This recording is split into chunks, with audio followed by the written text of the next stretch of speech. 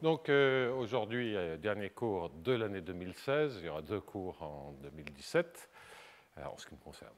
Et en revanche, pas de séminaire aujourd'hui pour les courageux. Enfin, s'il n'y en a pas, on va difficile de parler de courageux. Disons, pour les courageux, d'habitude, il n'y a pas de, pas de séminaire. J'avais mis de côté quelque chose, j'avais dit à plusieurs reprises que je vous en parlerai, que c'était plus simple, sur les histoires de contrôle de processus conditionnels. Alors, ce que j'ai traité est en fait un cas particulièrement compliqué parce que on conditionne les processus que l'on contrôle par le fait, par exemple, que le temps de sortie, qu'on ne soit pas sorti d'un domaine. Et ça dépend de toute la trajectoire, ça bouge au cours du temps, et ça a un rapport avec le contrôle. C'est-à-dire qu'effectivement, si on change la dynamique, on va changer le temps de sortie. Donc c'est d'une certaine manière le couplage maximal avec le temps, le contrôle, tout ce que vous voulez. Il y a d'autres cas, toujours dans ces histoires de rationalité bornée pour employer le jargon économiste, il y a d'autres conditionnements qui sont d'une nature légèrement différente. Et c'est ce que je voudrais rapidement expliquer ce matin avant d'entamer la dernière partie du cours. Alors, ce que je vais faire aujourd'hui, c'est donc quelques remarques sur le contrôle de processus conditionné par un événement que j'ai envie de qualifier de statique, en tout cas indépendant du temps, etc. etc. Donc, de quoi s'agit-il? Vous avez une dynamique, par exemple, dxt égale alpha t dt plus dwt, où dw est un brownien. Bon, alpha t étant un contrôle, a priori adapté à l'attribut brownien. Bien. Ensuite, on a un événement dans l'espace de probabilité qui contient en particulier le brownien. On a un événement qui est l'événement par rapport auquel on va conditionner. Donc, je vous avais donné des exemples. Cet événement, ça peut être le jour J, il se passe quelque chose, on gagne ou on perd, si ce sont des élections, etc. Donc, grand A est un événement. Et on va effectivement conditionner par le fait que l'événement, par exemple, se produise. Donc, qu'est-ce que cela veut dire? Ça veut dire qu'on a une fonction coût. Alors, je vais prendre un coût intégral, par exemple. C'était mon deuxième exemple, mais on voit bien que ceci est totalement générique. Je continue, c'est vraiment à titre d'exemple, et faire plus général n'est pas le problème. dt, et on conditionne donc par l'événement A. Bien. Donc ça, qu'est-ce que cela veut dire? Je vous le rappelle, et puis on voudrait ensuite minimiser tout ceci par rapport au contrôle alpha. Donc je vous rappelle la définition précise qui consiste à prendre cette intégrale, multipliée par la fonction indicatrice de A, et diviser par la probabilité de A. Bien. Alors, je vais accumuler des cas particuliers. Il y a un cas trivial. C'est le cas, j'ai déjà énoncé, où A est indépendant de W et donc de X. En effet, dans ce cas-là, vous voyez que ce qui est très naturel, c'est que si vous conditionnez par quelque chose qui n'a rien à voir avec ce que vous êtes en train d'être fait, du style les Martiens débarquent, bon, ça n'a pas trop de rapport avec les décisions que vous pouvez prendre, mais on sent bien que ça ne va pas affecter les choix que vous ferez. Mathématiquement, c'est simplement lié au fait que cette espérance, tout ce qui est dans la parenthèse est indépendant de A, donc ça devient un produit, ça devient l'espérance sans la fonction indicatrice, fois l'espérance de A, c'est-à-dire P de A, divisé par P de A, le conditionnement disparaît, et évidemment, on est ramené donc au cas habituel. C'est un cas classique, c'est naturel, mais il vaut mieux le dire et on s'en débarrasse. Donc ensuite, on voit bien que donc, ce qu'il faut, c'est qu'il A soit corrélé, entre guillemets, à Wx. Donc là, c'est difficile d'écrire les choses de manière générale, parce qu'on parle d'un seul événement. Qu'est-ce que ça veut dire corrélé avec un processus? Ce n'est pas forcément facile à modéliser. Donc une manière de s'en tirer, c'est de se dire que cet événement, donc qui est un cas particulier, mais un cas particulier assez raisonnable, c'est de dire que c'est un autre événement, je ne sais pas, je vais le noter B, mais qui s'applique à Y, par exemple à l'instant grand T. C'est-à-dire qu'il y a une autre variable aléatoire que l'on va pouvoir modéliser. Il y a un autre processus.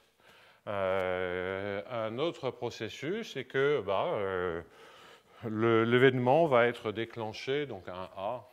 Il faudrait mieux que j'écrive ça. Un A, c'est par exemple, c'est le as produit si YT est positif. Okay.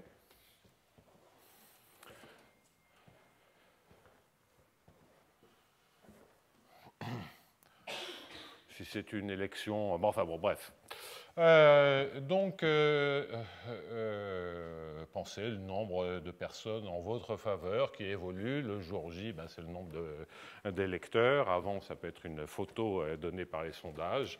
Et si c'est une élection à 2, c'est la différence de voix. Elle peut être négative, ou la différence d'intention. Elle peut être négative. Gagner, c'est que ce soit positif. C'est juste à titre d'exemple. Je m'en fous complètement de cet exemple. Ne vous méprenez pas. Donc, on a ce cas particulier qui est en fait assez générique. N'importe quoi peut être écrit comme ceci. Et évidemment, les hypothèses, cela va être, on veut toujours reconstruire un processus pour que l'événement corresponde à quelque chose comme ceci. Et donc, là où on va mettre des hypothèses, c'est quand on va écrire une dynamique pour YT. Et c'est dans la dynamique que l'on va pouvoir parler facilement de corrélation.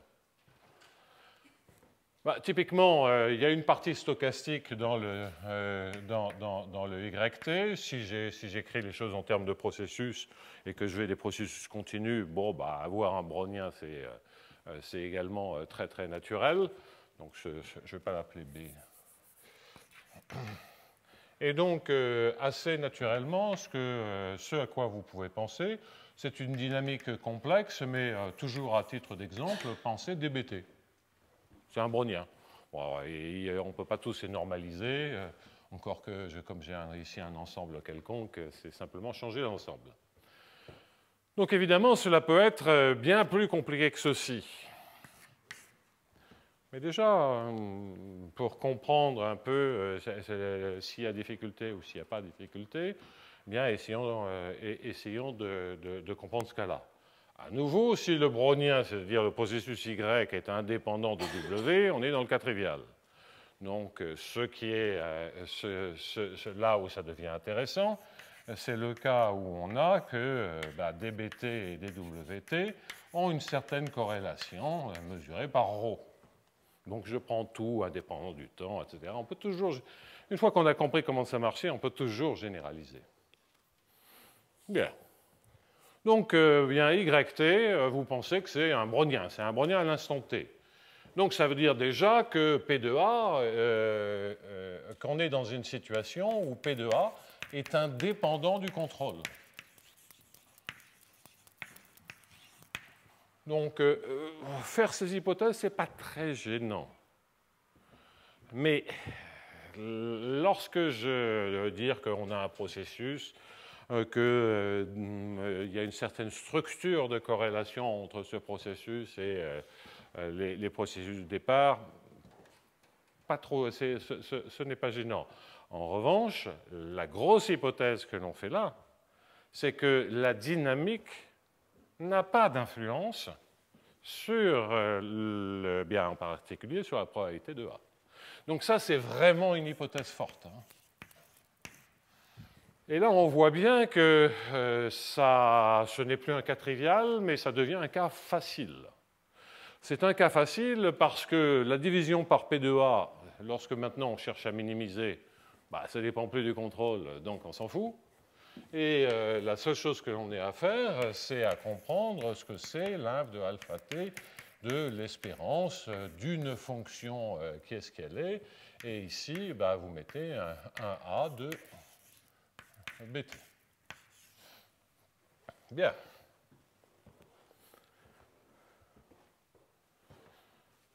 Alors, est-ce que c'est un problème nouveau? Bien, la réponse est non.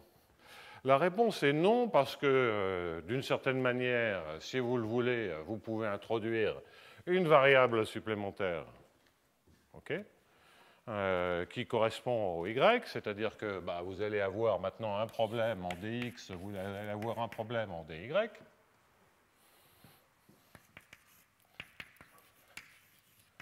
Et vous avez ici un problème de contrôle stochastique en xy, donc simplement vous avez plus de variables. Mais c'est de la programmation dynamique standard, donc c'est un problème de contrôle stochastique classique.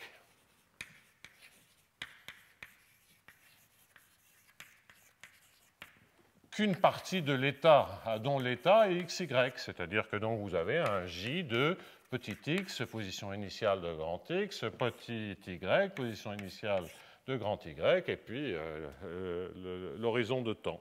Pas de souci. Bon. Et donc, on a une équation d'HJB, etc. Bon, dans le cas qui nous occupe, on peut être un peu plus intelligent pour ne pas doubler le nombre de variables, en disant que si on a une corrélation BT, donc ça... Dans le cas très simple, dans le cas particulier mentionné, ce n'est pas vraiment nécessaire parce qu'on peut vraiment décomposer BT comme étant ρ fois WT plus racine de 1 moins ρ2 ZT. En tout cas, en loi et du point de vue, la loi jointe WB est équivalente et est égale à la loi jointe de W et de ce nouveau B-là. Et donc, de ce point de vue-là, vous voyez que où Z est indépendant de W. Et si Z est indépendant de W, vous voyez que vous pouvez faire une première intégration en Z dans cette espérance, puisque tout le reste ne dépend que de l'attribut brownienne. Donc vous avez un A de ZT, cela veut donc dire que vous pouvez réduire un tout petit peu la dimension du problème. Ce n'est pas tout à fait fini, parce qu'il reste du W, il y a du X, mais grosso modo, ça ne pose pas de problème particulier. En faisant un calcul intermédiaire,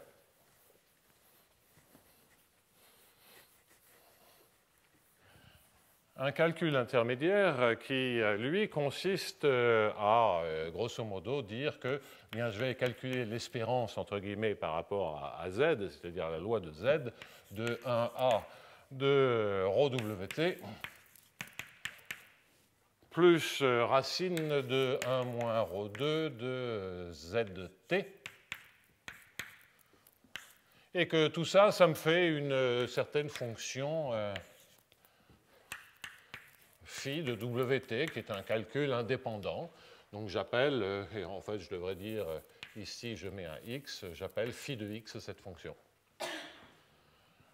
Et à ce moment-là, vous voyez que nous n'avons plus que des objets qui dépendent de mesurables par rapport à l'attribut engendré par EW. Donc on a essentiellement un problème en X uniquement. Bon, c'est un peu plus subtil qu'il n'y paraît, mais je m'arrêterai là. Donc, ça, c'est une manière de se débarrasser du Y.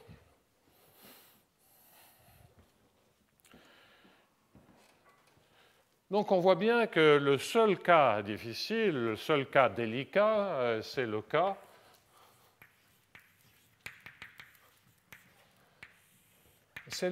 cas où A, la probabilité de A, ce n'est pas A lui-même, c'est sa probabilité, c'est-à-dire en fait la loi de YT.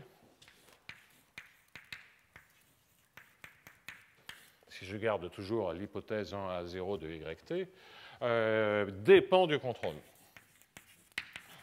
Et donc là, vous voyez bien que effectivement, lorsque j'ai attaqué bille en tête avec le conditionnement par le fait qu'on ne soit pas encore sorti, là, j'ai mis tous les problèmes à la fois. Corrélation maximale, puisque c'est le processus lui-même qui déclenche l'événement ou pas. Donc là, la corrélation est 1, entre guillemets. Corrélation maximale, 1A qui dépend du temps, et puis surtout que le temps de sortie, bien évidemment, il dépend du contrôle. Si vous mettez un contrôle très très grand, vous allez sortir très vite, et donc la probabilité de ne pas sortir sera beaucoup plus petite. OK ? Et là, dans ce cas de figure, on est vraiment dans une situation qu'il faut gérer exactement comme les problèmes de temps de sortie, en introduisant les lois. Parce qu'on a vraiment le quotient de deux fonctionnels de x, y. Okay ? Donc là, c'est vraiment un quotient. On a d'un côté... ça aurait été plus clair de prendre. Je vais, pardonnez-moi, je vais reprendre mon premier exemple qui introduit peut-être un peu moins de difficultés. Donc,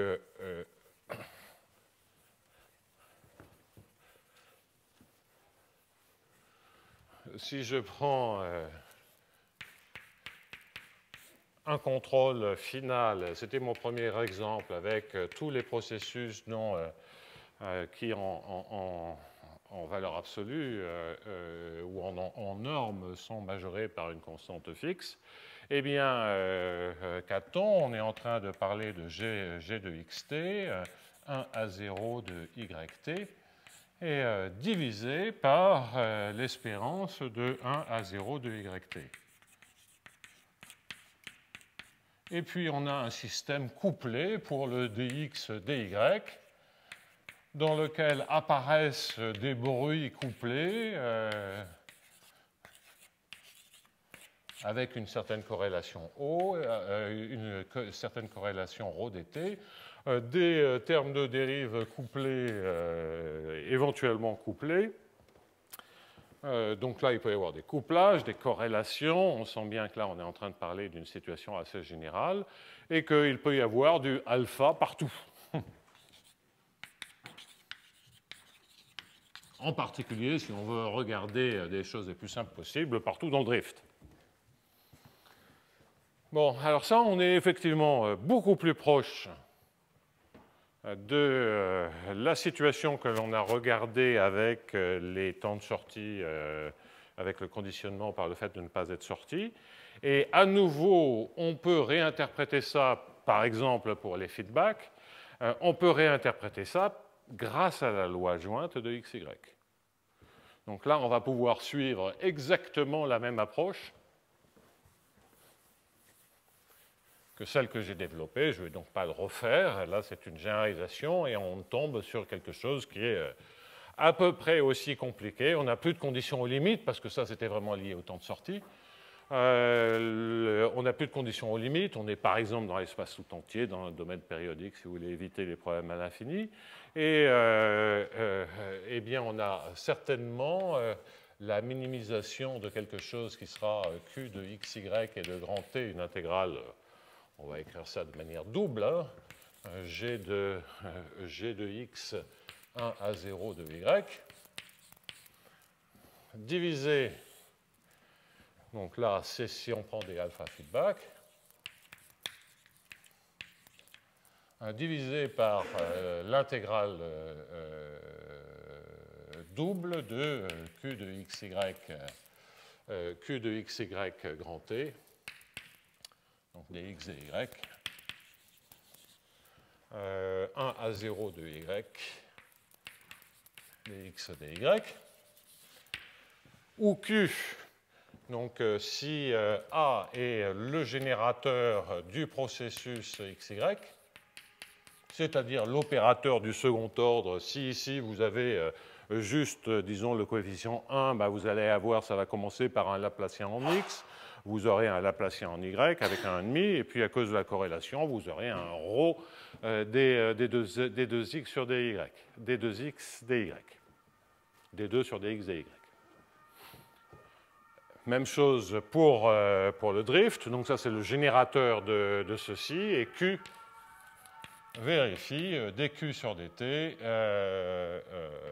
plus A étoile, opérateur conservatif adjoint, c'est l'équation de Kolmogorov, égale à 0, avec Q à l'instant 0 égale Q0, qui peut être par exemple des masses de Dirac en XY, c'est la loi initiale, du couple X0, Y0. Et donc là, vous voyez qu'on est maintenant... il y a une fonction alpha. Pour une fonction alpha, on a un certain opérateur qui dépend de alpha. On est en train réellement de faire du contrôle d'équations de Fokker-Planck, Kolmogorov, peu importe la manière dont on l'appelle, et on a un critère que l'on cherche à minimiser. C'est donc du contrôle de dp pour un point de départ fixé. On voit apparaître dans les conditions d'optimalité les équations de L'Euler-Lagrange. Les équations de L'Euler-Lagrange, c'est un système de type MFG. On peut écrire ça comme un problème de contrôle en dimension infinie. C'est tout ce que je vous ai raconté au démarrage. Là, on ne gagne rien. Donc, dès qu'on a une situation où on a fait une seule hypothèse de modélisation, qui est de dire que l'événement, c'est un événement agissant sur une composante de l'état à l'instant de grand T, et plus dépend de toute la trajectoire, comme dans le premier temps de sortie, eh bien, on voit que la méthode consistant à passer par la loi et à regarder ce problème comme un problème de contrôle d'équations de type Fokker-Planck, et donc des conditions d'optimalité qui sont du style MFG, eh bien que cette méthode-là, la méthode que j'ai introduite sur l'exemple des temps de sortie, est robuste. Donc, cela permet de gérer, d'avoir en tout cas un formalisme mathématique robuste lorsque l'on a des événements finaux qui dépendent du contrôle. Il y a d'autres types d'événements. C'est quoi? C'est qu'ils dépendent de la trajectoire. Alors donc, dépend de la trajectoire, ça peut être dire on veut que Y ne soit pas sortir d'une zone. Ça, c'est simplement raisonner dans le couple XY, c'est le cas que j'ai traité. On a un domaine produit XY et le bord, c'est un bord en Y. Donc ça, c'est pas nouveau, mais on peut avoir d'autres manières d'avoir des événements qui dépendent de toute la trajectoire. Ça peut être parce qu'on regarde le maximum du processus jusqu'à l'instant T. Ceci est un peu dans la mouvance, ce genre de questions de produits financiers complexes dans lequel on a effectivement un payoff qui dépend d'un événement quel qu'il soit, et à ceci près que ici, ce n'est pas uniquement le fait qu'il dépende d'un autre événement, mais c'est le fait que l'on divise par la probabilité que cet événement se produise, parce que ça, c'est le conditionnement. Donc, mais en termes de modélisation, on voit que la question est de savoir comment on modélise ce qui va donner le conditionnement, étant entendu qu'il y a cet aspect de modélisation, et puis que le conditionnement, ça sera divisé par la probabilité. Okay. En ce qui concerne la modélisation du type d'événement, effectivement, on peut imaginer plein de choses qui dépendent de toute la trajectoire. Le temps de sortie est le plus simple pour écrire des équations dérivées partielles. On sait bien, parce que c'est exactement ce qui a été fait, c'est mathématiquement sur un certain nombre de produits financiers dits appelés options exotiques, on sait très bien qu'il y a de manière assez systématique, par l'introduction de variables supplémentaires, la possibilité d'écrire des EDP qui correspondent à toutes sortes d'opérations sur la trajectoire. Donc je n'en dis pas plus, ça suffit, ce n'est pas la peine de faire des théories générales quand on n'est même pas sûr d'avoir un exemple pertinent. Donc ce que je veux dire par là, c'est que la méthode dans les cas réellement difficiles où les événements, ce que vous faites a une influence sur le fait que l'événement se produise ou pas, eh bien, cela peut être abordé assez systématiquement. Voilà un deuxième exemple par cette méthode introduisant la loi jointe et ramenant le problème de contrôle stochastique à un problème de contrôle d'équations de type Fokker-Planck. Voilà, donc je réitère ce que j'ai dit à plusieurs reprises, c'est que je ne vois pas comment on peut échapper de regarder à de tels problèmes, tellement ce genre de modélisation est naturel. On comprend très bien que ce n'ait pas été utilisé jusqu'à présent parce que c'est délicat à manipuler.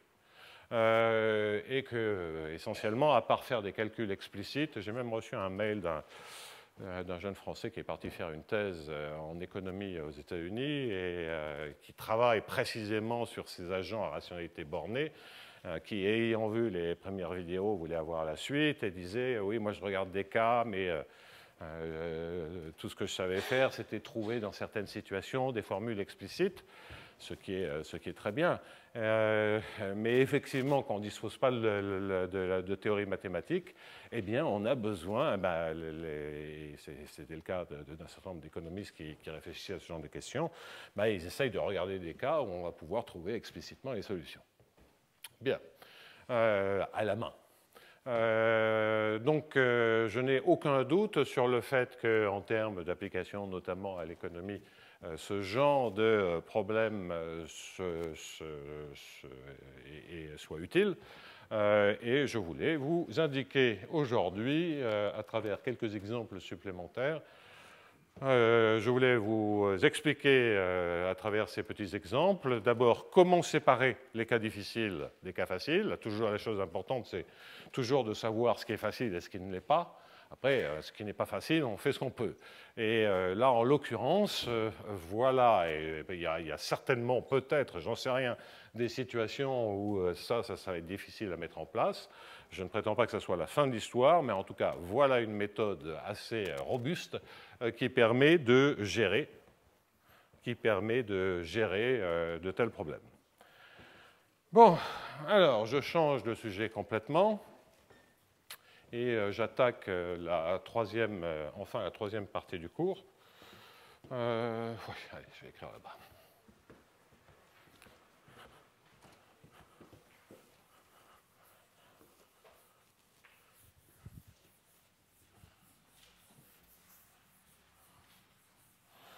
Donc, comme je vous l'avais dit lors du premier cours, donc je veut assez systématiquement aborder un sujet que j'avais déjà évoqué l'an dernier, qui concerne ce que l'on nomme un peu collectivement jonction, interface, stratification, toutes sortes de situations un peu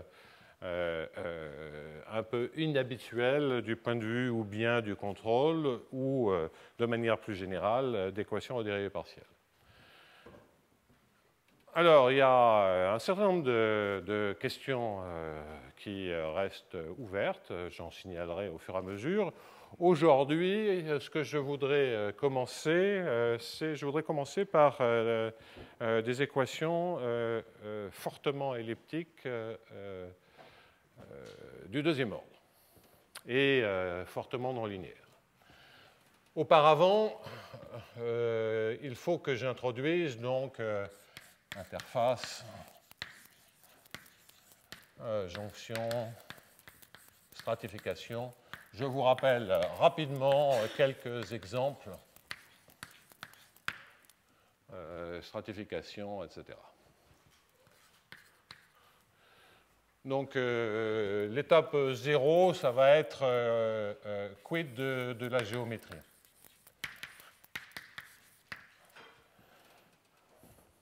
Bien.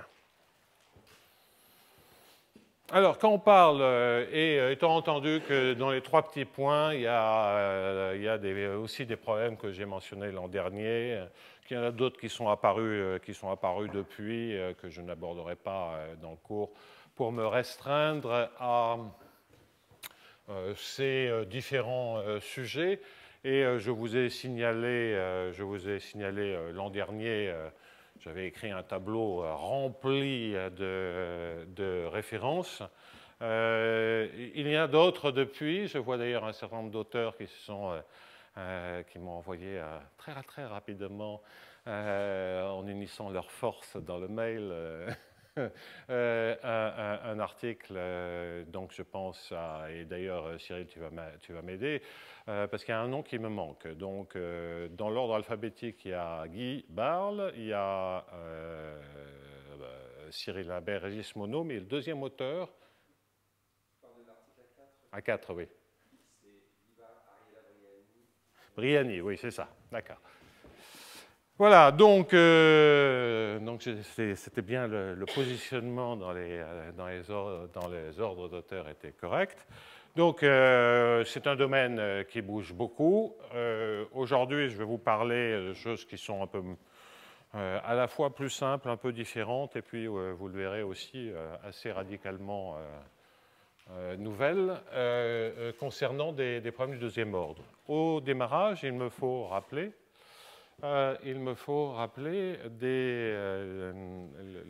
quelques situations géométriques. Bon, l'exemple le plus simple d'interface, c'est un problème en dimension 1, donc je vais aller assez rapidement. On a, mettons en un point qu'on appelle 0, on a ici une équation pour les x négatifs, une équation pour les x positifs. Et typiquement, il se passe quelque chose en 0 parce que les équations sont différentes. Et la question est de comprendre qu'est-ce qu'il faut imposer en 0 pour que le problème soit bien posé. Et de mon point de vue, je considère toujours que lorsque vous avez une singularité, lorsque vous avez quelque chose d'un peu particulier, c'est toujours le résultat d'une limite. C'est-à-dire que si on regarde les équations d'Hamilton-Jacobi du premier ordre, en pratique, elles n'existent pas. Il y a sous-entendu toujours le fait qu'il y a une petite viscosité et que la simplification mathématique est de dire que cette viscosité est nulle, ou de la faire tendre vers 0. C'est d'ailleurs comme ça qu'on a trouvé cette notion de solution de viscosité. De la même façon que des interfaces d'une finesse infinie, ça n'existe pas. Il y a toujours une certaine épaisseur.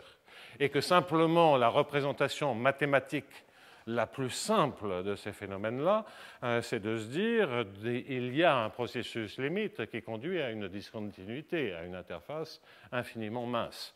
Ce processus n'est pas simplement épaissir, cela peut être parce qu'on est redescendu à des modèles atomiques, on est redescendu à des choses beaucoup plus fines. Donc c'est un double processus de limite, une sorte d'épaisseur qui tend vers 0, mais aussi éventuellement un changement d'échelle de modélisation. Donc il faut toujours être bien conscient de cela. Donc on peut avoir un traitement mathématique des équations, mais ces équations, elles viennent de quelque part. Et c'est ce quelque part qui interagit avec le type de singularité que l'on peut regarder. On peut discuter ce que je viens de dire en parlant de contrôle déterministe et de calcul des variations. Mais encore, si on remonte dans l'histoire, c'est comment le calcul des variations apparaît. Donc, je vais passer là-dessus. Bon, donc je tiens beaucoup à insister sur le fait qu'on a besoin de regarder toute une catégorie de problèmes réguliers, sans les singularités, qui au moins formellement vont converger vers des problèmes comme ceci, et de se dire, si on sait cataloguer les solutions, comment on sélectionne les solutions qui peuvent apparaître naturellement. Donc c'est ce premier exemple avec une interface idéalisée en un point. La version multidimensionnelle, ça c'est en d égale à 1. En dimension supérieure ou égale à 2, bah, c'est la même chose. Normalement, vous auriez une surface d'interface. Pour faire des choses simples, on la prend droite, mais l'analyse ne doit évidemment pas dépendre de la géométrie de l'interface.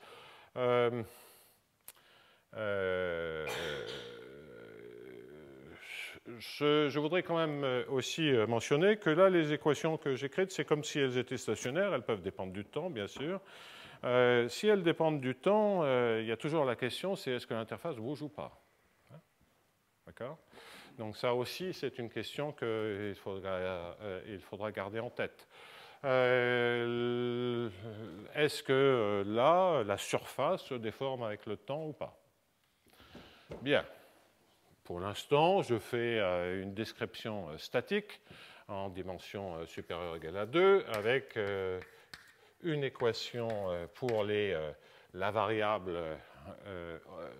normale, la variable, disons, si on appelle ça x1 et qu'on a ici un paquet de variables x', en dimension 2, une deuxième variable. Bien, pour x1 négatif, on a une certaine équation. Pour x1 positif, on a une deuxième équation.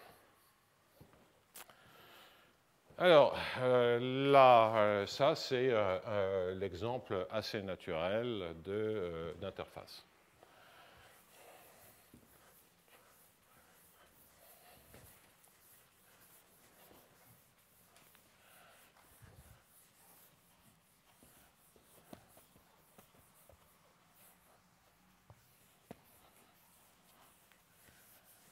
Alors ensuite, par l'étude de réseau, et d'ailleurs c'est la première fois que j'ai entendu des questions là-dessus, c'était carrément dans le programme de stratification c'est de se dire, on peut regarder des réseaux, et bien dans les réseaux, il va y avoir des réseaux continus, il va y avoir des points de jonction. À nouveau, je trace des segments de droite, ici même des demi-droites générales. Si vous pensez à un réseau, il va y avoir d'autres jonctions ailleurs qui flottent, etc. Mais on veut analyser ce qui se passe autour d'une jonction. On peut avoir plusieurs branches qui se rejoignent en un point, un nombre que j'aurais envie de qualifier de fini. Il y a des questions qui correspondent d'une certaine manière à un continuum ou à un nombre infini de jonctions qui se rencontrent. Il y a d'autres difficultés qui apparaissent là, je n'en parlerai pas. Et là aussi, c'est assez naturel. D'une certaine manière, vous pouvez penser à des équations dans lesquelles vous avez des coefficients qui ne dépendent que de l'angle. Et si les coefficients ne dépendent que de l'angle, bah, pour chaque angle, vous avez comme une équation sur la droite qui est engendrée par l'angle. D'accord? Alors, ça dépend ensuite comment sont les dérivés et tout. Donc ça, c'est des extensions que je ne veux pas trop regarder et dont l'intérêt ne vient pas vraiment des jonctions. Il y a d'autres raisons pour regarder ce type de singularité. Alors, lorsqu'on regarde quelque chose comme ceci, on va avoir des équations I sur chacune des branches I variant de 1 à K, s'il y a 4 droites se rencontrant, par exemple, en 0. Donc là, c'est le problème idéalisé. Même chose, qu'est-ce qu'on va dire en 0 pour que le problème soit bien posé et avec un certain nombre d'approximations naturelles, qu'est-ce qu'on récupère en 0? Bien. Ça, c'est la version unidimensionnelle, puisque l'on a des demi-droites qui se rencontrent en un point. La version multidimensionnelle, évidemment, consiste à... je vais essayer de faire un dessin que j'ai déjà fait. Donc, vous allez avoir une première direction qui se rencontre le long. Imaginez 3 demi-plans qui se rencontrent en une droite.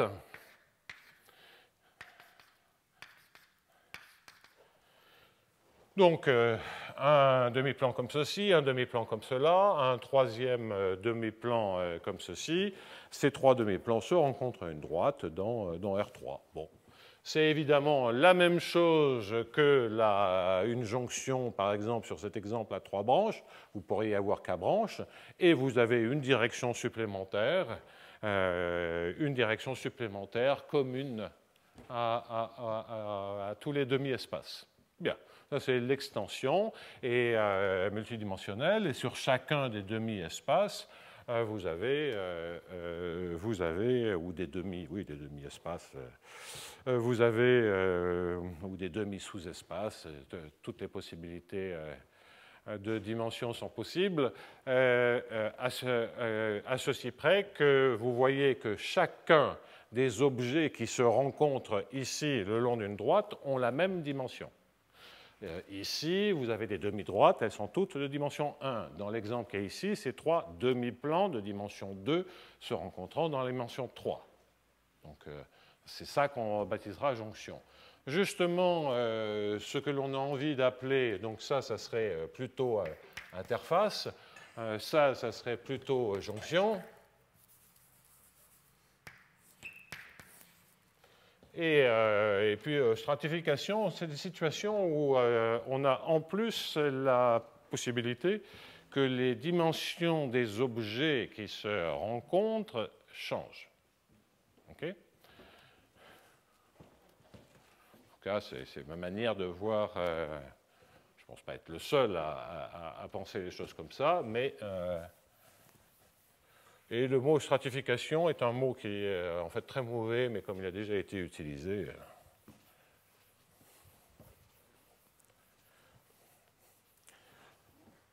Donc en fait, on a fondamentalement des structures de réseaux continus dans lesquelles les éléments de réseau continu sont de dimension 1 ici, de dimension fixe dans ce cas-là. Et bien justement, dans la stratification, la dimension dans ce réseau continu des éléments entre les points de rencontre, pour parler de manière imagée, peuvent être de dimensions différentes. Je vais prendre l'exemple le plus simple que l'on puisse imaginer, et étant entendu que cet exemple doit être, tout ce que l'on fera doit absolument impérativement être généralisable à tous les cas de dimensions possibles et inimaginables. Donc je vais prendre 2 éléments se rencontrant, un élément de dimension 1, donc ce sera l'équation plus, qui est donc sur cette droite, et puis un élément de dimension 2, et là, on aura l'équation moins. Donc, je vais hachurer pour bien montrer le domaine. Le domaine est, disons pour x1 négatif, le demi-plan. Le domaine est pour x1 positif, la droite x2 égale à 0. OK? Bon. Le fait qu'ici, on ait un demi-plan ne doit pas être important, c'est-à-dire que cela peut être courbe. La seule différence, ce sont des questions de régularité. Si la surface est régulière, que ça soit droit ou pas, il n'y a pas de souci. Si l'interface se fait même avec un cône, ça ne va pas changer grand-chose à part introduire des difficultés mathématiques épouvantables. Donc la seule situation où les choses changent beaucoup, et je ne l'ai pas regardé, c'est le cas où le passage de la dimension 1 ou de la dimension 2 à la dimension 2 se fait de la manière la plus régulière possible, vue de la jonction. Ça se fait par ce qu'on appelle en anglais un cusp.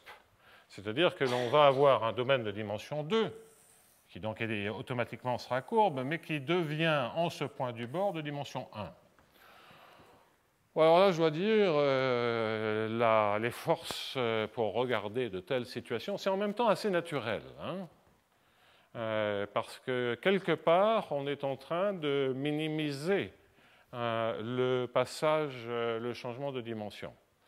C'est un peu désagréable parce que lorsque vous pensez à des équations de style Laplace ici, ça sont typiquement des points où le critère de continuité est faux, des points pas atteignables.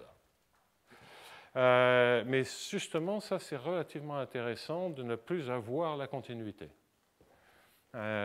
pour améliorer la qualité de la jonction. Donc ça, honnêtement, je le mets de côté. Mais c'est une question qui peut être assez rigolote à faire dans des cadres de dimensions d'opérateurs elliptiques non dégénérés.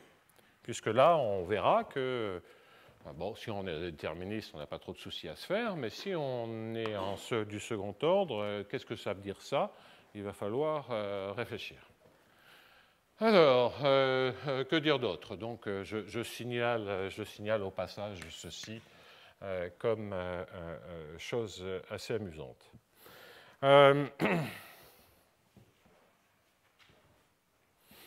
Ce passage de dimension, donc, je ne suis pas forcément un expert de tout le type d'application qu'il y a de ces situations géométriques avec des équations à gauche, à droite, mais cela apparaît assez naturellement avec des équations de nature assez différente dans tout un tas de sujets.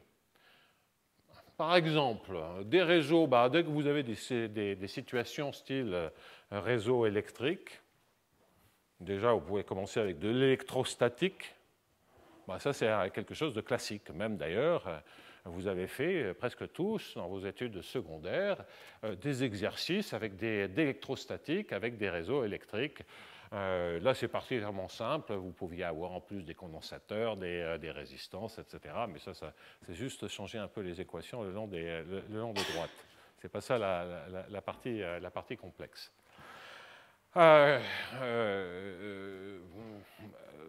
Dans des réseaux continus, il y a les réseaux d'eau, il y a le trafic routier, etc. Mais là, ce n'est pas tout à fait clair que les équations dont je vais parler soient pertinentes. Vous avez aussi des problèmes de contrôle optimal sur les réseaux.